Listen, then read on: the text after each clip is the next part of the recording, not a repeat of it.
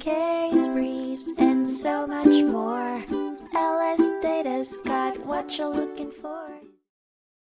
In a landmark 2010 case, American Needle Inc. v. National Football League, the United States Court of Appeals for the Seventh Circuit challenged the licensing practices of the National Football League, NFL, and its teams.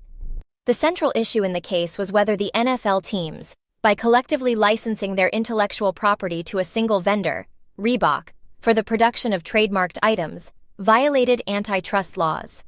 The dispute began in 2000 when National Football League Properties, NFLP, an organization formed by the NFL teams in 1963 to manage their intellectual property, granted Reebok an exclusive 10-year license to manufacture and sell trademarked headwear for all 32 teams. This move resulted in the decline of American Needle's non-exclusive license, leading the company to file a lawsuit. The district court initially ruled in favor of the NFL, stating that the teams constituted a single entity for antitrust purposes.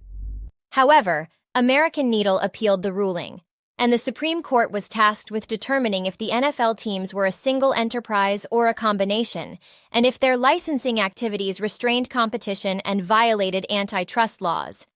Ultimately, the Supreme Court held that the NFL teams' coordinated intellectual property activities were subject to Section 1 of the Sherman Act.